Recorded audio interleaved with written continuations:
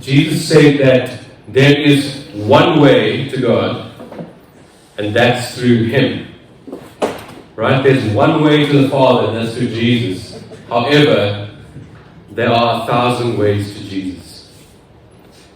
Because so many people come to Jesus in different ways. So many people come to Jesus in ways that we've completely not thought about or expected. I'll never forget this one morning. I was in the office at our previous church. I was serving on staff at Bryanston Bible Church, and I was in my office, so I was preparing for the sermon for Sunday, and got a call from the front desk. They said, there's a lady out in the front, and she seems like she really needs help. She needs someone to talk to. You're the only pastor here. There's no other pastor on site. Would you mind just talking to her? And I remember just getting annoyed. I was like, who is this person? I'm trying to prepare a sermon. Doesn't she know that Sunday is coming? And I was like, oh man, I was so irritated. I thought, fine, okay. Might as well just go and see who this lady is. And started talking to her. And she was just talking about how she's a single mom. And she's really struggling. And she doesn't know what to do. All avenues have been closed. And so she's really struggling. So I'm talking to her, finding out more about her situation. And then she starts telling me, you know what? I've tried everything. She said, I've tried Buddhism, I've tried Hinduism, I've tried Islam, I've tried New Age stuff. She said, I am searching, and I'm not finding hope, I'm not finding life.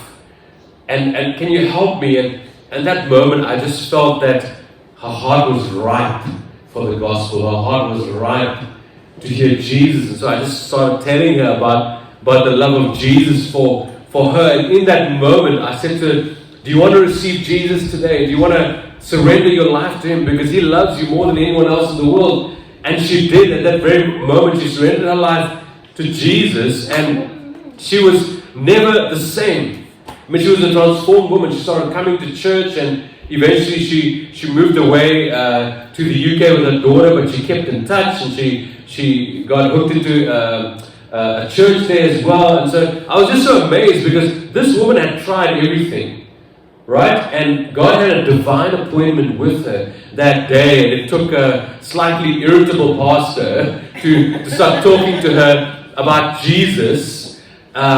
And that day, she got saved. You see, the way people come to Jesus is different, right? There is only one way to go, and that's through Jesus. But the way people come to Him is different. And even today's text, we'll see how one man comes to Jesus. He doesn't necessarily come to Him because of Jesus' sake, because this man is so desperate.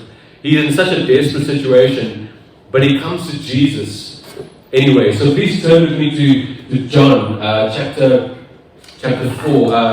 I'm reading from verse 46, and this is quite a well-known text. It's often known as the official who Jesus heals of his son's illness.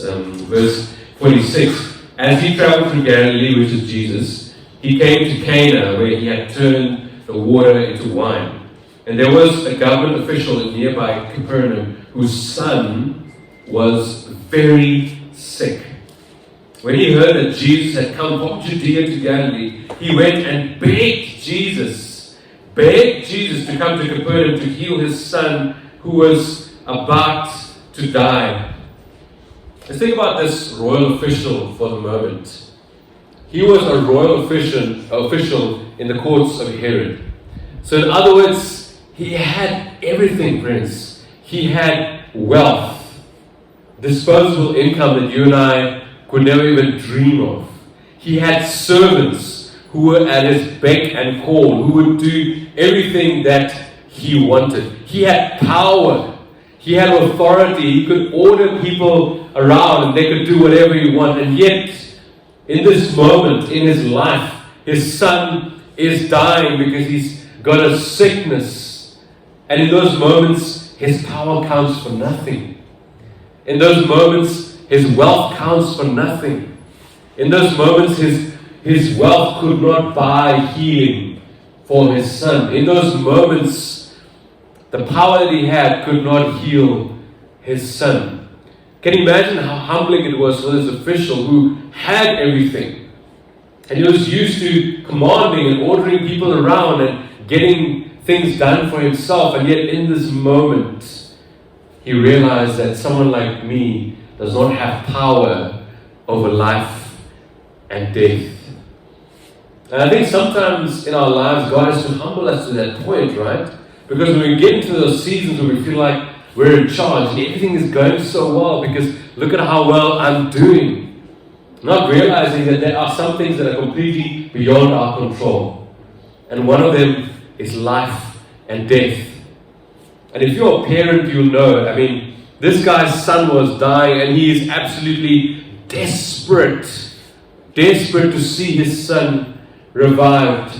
Desperate to not have his son die. That's the love that the father has for his son. Those of you who have kids, you know, like when your kids are sick, you will do whatever it takes to get them better. Rather you suffer, right? Rather you contract the illness than to see your child suffering. I remember we were in Cape Town last year at the 412 Global Gathering, and we had a free day in between the conferences, so we decided to visit family members in Cape Town who we hadn't seen in a while. And as we were getting ready, like Judah was complaining about his stomach, and he was sore and he was crying, and I'll never forget just Kirsty holding him, and she felt so helpless because she was like, I don't know what to do. I don't know what to do for this boy because he isn't really able to articulate what's wrong with him, but he's screaming in pain. So his mother is just holding him, and she's also overwhelmed by his pain. Can you imagine? This is what this guy is going through. And so we decided that we've got to get to a doctor somehow. We had to say to the family, look, we know we haven't seen you in years and we want to see you, but hey, like our boy needs attention, So we got to the doctor and eventually figured out what was wrong. But I'm just saying that to illustrate how desperate a parent is when they see their child suffering. And this is what this man is feeling. Right? So he decides to go to Jesus because he somehow hears that there is this man who heals people. I want to say something here to you, friends. That our Father in heaven went to extreme lengths to do whatever it took in order to save you. You see, that Father had to travel 32 kilometers, right? Some of you are like, oh, that's nothing, 32 kilometers. We can get there in 15 minutes. Just take the N1 south, But this is 32 kilometers in first century Israel. It would have taken him at least 2 days, if not longer, to travel that distance because he had to travel on an incline from where he was, so traveling upwards, right? So he not only had to walk, perhaps he needed transport, but it would have taken a while to get there. But this father is so desperate that he would do whatever it takes to see his son saved. And that's the first thing I want to say this morning is that our Father did whatever he could in order to save your life. You are here today because of your heavenly Father who sent his son Jesus to come and pay the price for you. This is what our Father did for us, friends. Our Father did everything he could to save us. And then we carry on in verse 48. Jesus asked, will you never believe in me unless you see miraculous signs and wonders? Will you never believe in me unless you see miraculous signs and wonders? Do you perhaps feel like Jesus was a little bit frustrated because people tend to come to him for what they can get out of him and not come to him because of him? Do you often feel like that as a human being? I've mentioned this before, being a marriage officer, I often get that. We want you because of your services, but not for you. Because I don't often get invited to weddings just for the sake of it, right? Just to be one of the guests, I get invited just to be, because I can do the legal stuff. Thankfully, yesterday's wedding, I was invited because I was also the best man, right? So it was special, but often I know that we go through that as human beings. We go through those seasons where we're like, hey, does someone just want me just for me? Instead of what I can do for them. So is that what Jesus was trying to refer to? Or could it mean something else? Because Jesus is not insecure like you and me. He's not like, well, I can't believe the people only come to me because they want miracles in their lives. But I think Jesus puts forward this question because he's trying to provoke our hearts. He's trying to provoke our hearts. He's trying to question our relationship with him. And he's trying to say, what is the basis of this relationship that I have with you? Is it purely based on what I can do for you? Is it purely based on the finances I can provide for you? Is it purely based on the healing I can give to you? Or am I calling you into something deeper? Am I calling you into something more real? Am I calling you into something more intimate? Something more loving? You see, this is a real heart check for all of us because perhaps maybe our relationship with Jesus is purely based on what he can do for us and not necessarily who he is. And so his question is not meant to diss this guy. It's not meant to diss the royal official. His question is actually planting a seed in this guy's heart that you'll see in a moment that germinates much later. But I think it's a question that he wants to plant in our hearts as well, maybe to reflect on where you stand with Jesus, and is your relationship primarily based on what he can do for you rather than being with him. He's not criticizing you, he's trying to draw you closer to himself. And then verse 49, the official pleaded, Lord, please come now before my little boy dies. And then Jesus told him, go back home, your son will live. And the man believed what Jesus said and started home. So see, this guy is not ignoring Jesus' question, right? He's not like, I don't care what you're saying. Right now, this is not a priority for him.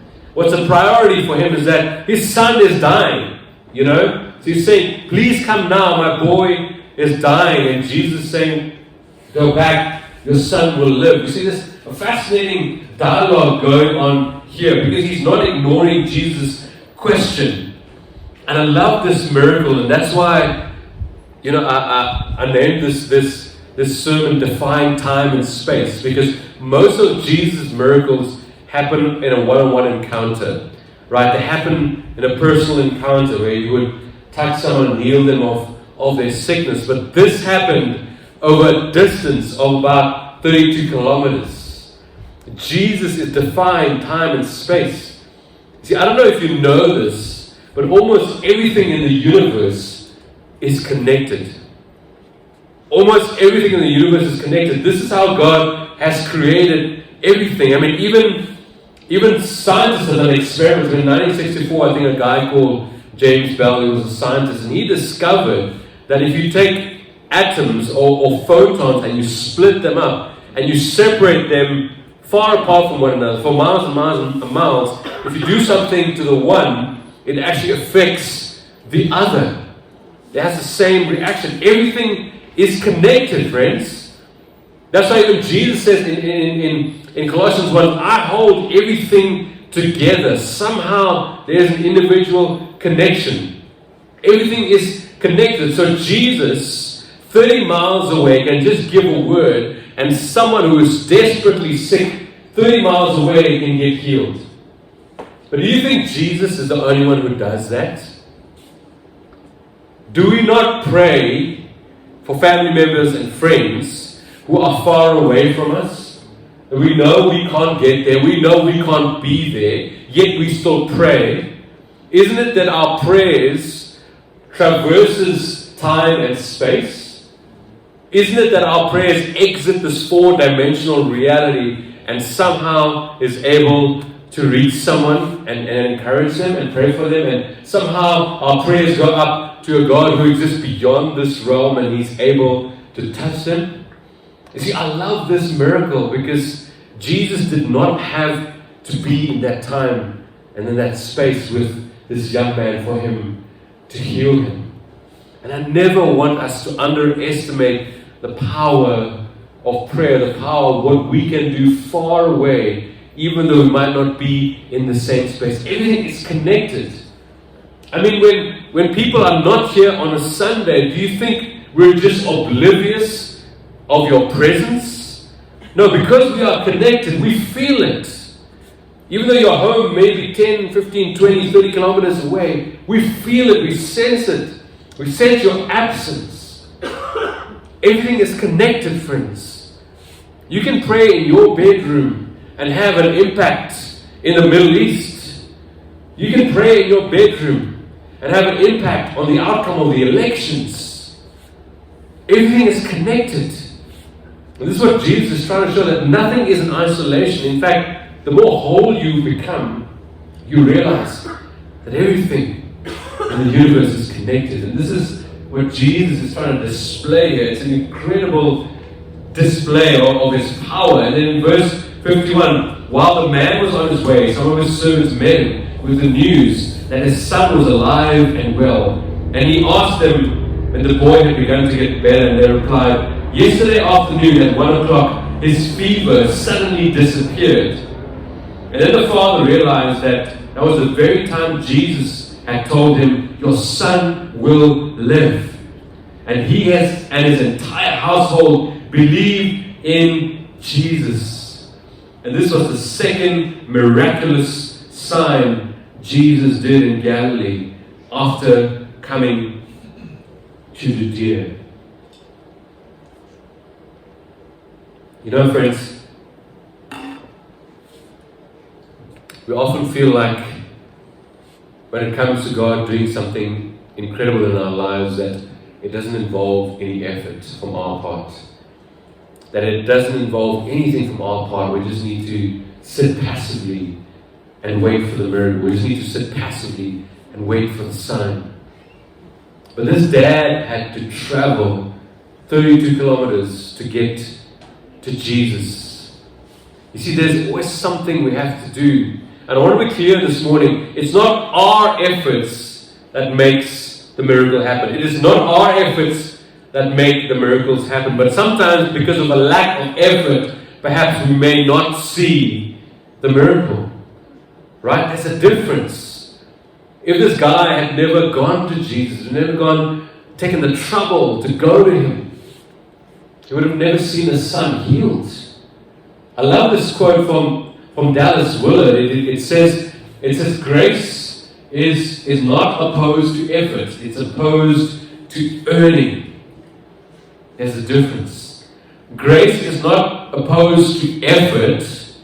It's opposed to earning. You see, if you're trying to do stuff to earn things from God, then that's no longer grace. But it's no longer opposed to effort, because God requires of us to go to Him. God requires of us to work. God requires of us to take risks. God requires of us to step out in faith. God requires us to have the courage to do those things that we don't want to do, because it is in and through that He might do something for you. Grace is not opposed to effort, it's just opposed to earning. And I want to say this, some people's lives for me are always astounding. Think about George Mueller, who lived in the 19th century. George Mueller looked after 10,000 orphans in his lifetime. 10,000. That is over, in fact, I think the number is 117 orphanages that he built, right, for 10,000 orphans over his lifetime. He raised, in today's money, $150 million for all of these orphanages. $150 million for all of these orphanages to look after orphans, because this was God's mandate in his life. That's a lot of money, right? But here's the beauty of his life. He never asked for a single cent from anyone. He never asked for a single cent. He didn't run campaigns to try and raise up money and stuff. And I'm not saying you shouldn't do any fundraising, right? I've had to do that as a church planter. I'm not saying you shouldn't do any fundraising, but this is a man who was so close to the Father's heart that all he needed to do was ask his Father. And his Father did for him what was required. This is the thing I want to say today, that perhaps if you are close to the Lord, right, perhaps if you're walking close to Him, chances are you're able to see more evidence of His work in your life than if you only come to Him just for what He can do for you. Can I say that again? Perhaps if you're walking closely with God like George Mueller, who just asked his Father, perhaps you're going to see the hand of God move in your life more than just if that relationship is purely based on what you can get out of Him. Because ultimately the Father wants your heart. He's not opposed to doing big and wonderful and mighty things for you, but He wants your heart. And I believe this is the shift that happened in the official's life. Because after his son was healed, we just read this is what happened. Right? He suddenly realized, I can't just take this Jesus for what He can give me. Like, I need to worship Him as Christ. I need to surrender my life to Him. I can't just want Jesus for what He can give me. You see the shift that happened in this man's life. He could have just said, oh, thank you, God, for this miracle, and completely gone on with his life. But they soon realized, oh, man, I need to surrender my all to this God. Because He isn't just here to do miracles. He isn't just here to heal my son. He is here because He wants me. He's here because He wants my heart. You see, all of these signs, all of these miracles point to something greater, right? Point to the fact that the Father is gathering people from around the world to become part of His family. That's the greatest sign. I mean, yesterday at Mike's wedding, it was so beautiful for me to see a white Afrikaans family and a black Zimbabwean family come together. It was amazing. It was so much fun. Zimbabweans can dance, eh? Yeah, they were incredible. They can sing. But just to see families come together where even though they did not know one another, but there was an instant harmony. There was an instant sort of gelling together because they love Jesus too. Right? And then I was sitting at the table with one of the relatives of Sharon, and we just got on like house on fire, even though never met them before. You see, the Father is gathering family members from all over the world. That's the greatest sign for me, that in the house of God, even this official who did not know God, right, now became part of the household of God. You see, that's why Jesus provoked him and planted a seed in his mind. Will you just only come to me for the miracles and the signs that I do? And so after this guy's son was healed, he remembered what Jesus said. After he was healed, he thought, sure, I can't just come to Jesus for the miracles and signs. I actually need Him. I actually need a relationship with God. And I think maybe that is what God is provoking in our hearts today. I want to end with Job chapter 5 from verse 8 to 9. It says this. This is one of Job's friends who come to encourage him in part of Job's suffering. It says this: if I were you, I would go to God and present my case to Him. He does great things too marvelous to understand. He performs countless miracles. And that potentially is my final word to you today. If I were you, I would go to God and present my case to Him. He does things too marvelous to understand. He performs countless miracles. So where are you today, friends? Perhaps you are in desperate need of a miracle. Perhaps you are in desperate need of finances to pay the bills. Perhaps you're in desperate need of healing that you want your daddy to come through for you. Perhaps you have broken relationships that need to be mended. But maybe the Father is saying to you today, just park that bus aside just for a moment. Because I'm running after you. I'm running after your heart. Because I want to do something in your heart much greater than you'd ever dreamt or imagined. See, the even greater miracle in this for me was the transformation of this official who went from being an unbeliever to becoming a believer. That for me is the greatest sign there.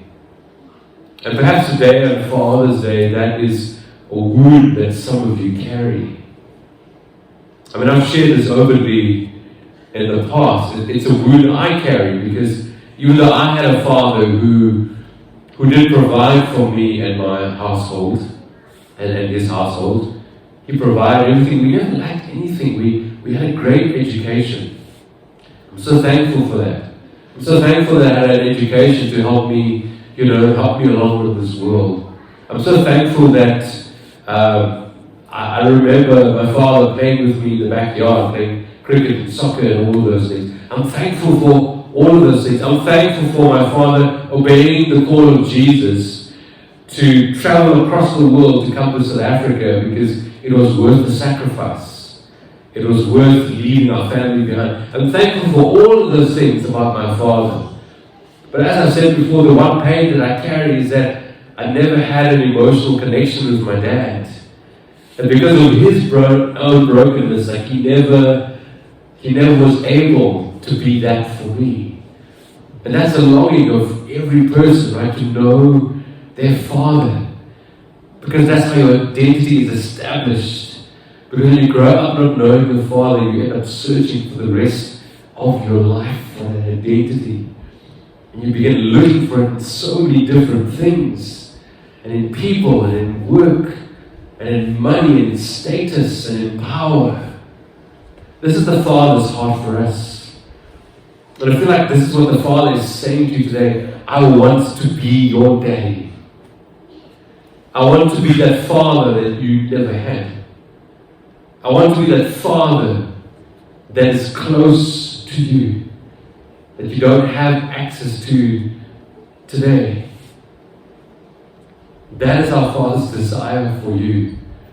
And I don't think He wants you to leave today, at least not just acknowledging that fact, but at least just coming forward and saying, Father, here I am as your son, here I am as your daughter. Like I want to experience your tangible presence in my life. I mean, that's the journey that I've been on, right? And I know that's a journey that so many of you have been on as well. I mentioned this early on in the year, but I'll mention it again because I think it's quite poignant. Because often we don't make the connection in our hearts between the lack of fatherly love that we had and some of the troubles that goes on inside of us. Johns Hopkins University did a study decades ago. They did a longitudinal study, and they wanted to find out if there was a common cause between all of these conditions that people suffer with. And I can't quite remember all of them, but these conditions are things like hypertension and coronary heart disease and all kinds of illnesses, right? And they wanted to find out if there was one common cause. And guess what they found? Ultimately, the one commonality with all of these people is a lack of closeness to their dads. Lack of closeness to your father. Because it's your father that gives you that identity, your father that gives you that grounding. Today, friends, I believe God wants to say to you, I want to be your father. I want to be your dad. I want to be the one that you run home to every day. I want to be the one who comforts you. I want to be the one who you know that you're never alone. If you're going to look at the extent that this guy went for his son, I think that's just a small, minute example of the extent that your Heavenly Father went through for you. To give His one and only Son for you, so that you could be saved, so that you could be welcomed home. You see, that's the beautiful thing about our dad, right? Is that wherever you are in the world, you're always home. You're always home because you will always find His people. You will always find His family somewhere. I mean, some of you just joined Pulse recently, and Just from what I can see, like you really feel home. Because we have the same daddy. Right? We have the same dad. Maybe brothers and sisters from another mother, but we have the same father. Alright? Let me pray for us this morning.